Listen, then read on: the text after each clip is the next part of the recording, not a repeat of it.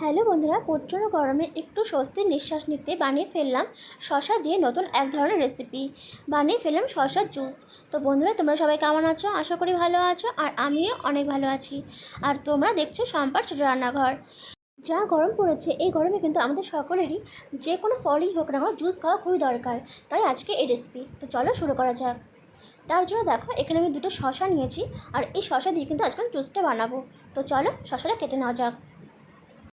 তো দেখো, শসাগুলোকে আমি ভালো করে এইভাবে কেটে নিয়েছি একটু চাকচাক করে, তাহলে কিন্তু আমার জুসটা বানাতে বেশ সুবিধা হবে। আর দেখো, আমি কিন্তু ভালো করে ধুয়ে নিয়েছি। এখন নিলাম একটা মিক্সচার মেশিন, আর এর মধ্যে আমি শসার টুকরোগুলোকে দিয়ে দিব। আর বন্ধুরা, তোমাদের যদি আমার রেসিপিগুলো ভালো লেগে থাকে তো প্লিজ একটা লাইক আর সাবস্ক্রাইব করে তোমরা আমার পাশে থেকে যেও। তো এরপর তো সব শসা আটবে না, তাই আমি অল্প শসা দিলাম, আর দিলাম অল্প একটু আদার টুকরো। এটা অপশনাল, তোমরা চাইলে নাও দিতে পারো। তো দেখো, এটাকে আমি এখন ঢাকাটা লাগিয়ে দিলাম, আর এখন আমি এটাকে পেস্ট বানিয়ে নিয়েছি। আর দেখতেই পারছো কালারটা কিন্তু বেশ সুন্দর আসছে। এটা কিন্তু ভালো মতো পেস্ট হয়ে গেছে। তো চলো এখন এটা ছাঁকনির মধ্যে ছেঁকে নেওয়া যাক। তো দেখো, একটা ছাঁকনি নিয়েছি, আর ছাঁকনির মধ্যে এটা আমি ঢেলে দিচ্ছি। ঢেলে দিয়ে একটু হালকা নেড়েচেড়ে নিয়ে আমি এর থেকে জুসটা বের করে নেব। তো দেখতেই পাচ্ছ, আলাদা করে একটু নাড়াচাড়া করতেই কিন্তু জুসটা বেরিয়ে যাচ্ছে। আর দেখো, ঠিক এরকম হবে জুসটা বেরোনোর পরে। আর এটা কিন্তু ফেলে দিতে হবে।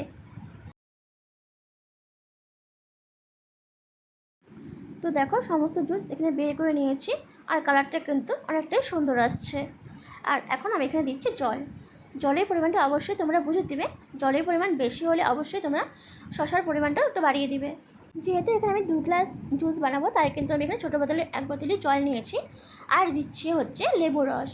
আমি এখানে গন্ধরাজ লেবু দিয়েছি একটা, তোমরা চাইলে এখানে পাতি লেবুও দিতে পারো, কিন্তু গন্ধরাজ লেবু দিলে কিন্তু খেতে বেশ ভালো লাগে, আর স্মেলটা খুব সুন্দর আসে। তো দেখো, এখানে ভালো করে একটু চিপে চিপে দিয়ে দিচ্ছি।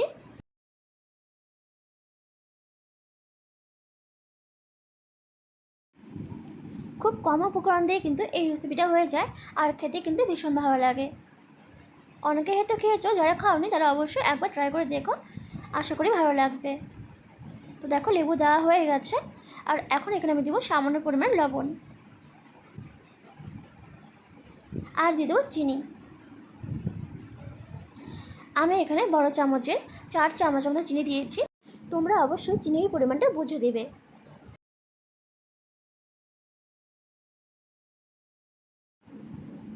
তো দেখো, চিনি দেওয়া হয়ে গেছে, আর এটাকে আমি ভালো করে ঘুটে নিচ্ছি, যাতে চিনিটা খুব ভালো করে মিশে যায়।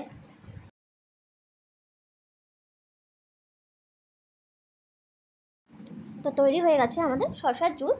এবার আমরা গ্লাসে ঢেলে নেব। তার জন্য দেখো, এখানে 2টো গ্লাস নিয়েছি, আর গ্লাসের মধ্যে আমি অল্প করে ঢেলে দিচ্ছি। কালারটা কিন্তু বেশ সুন্দর লাগছে।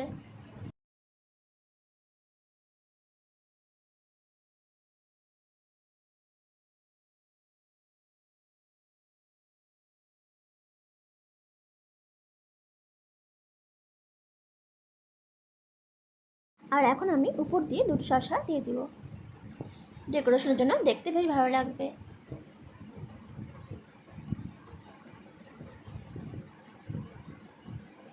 তো দেখো, রেডি আমাদের শসার জুস। দেখতে কিন্তু বেশ ভালো লাগছে, আর খেতেও কিন্তু অনেকটাই ভালো হয়েছিল। তো বন্ধুরা, রেসিপিটা কেমন লাগলো অবশ্যই জানাবে। আর যদি ভালো লাগে থাকে তো প্লিজ লাইক, কমেন্ট, শেয়ার আর সাবস্ক্রাইব করে তোমরা আমার পাশে থেকে যেও।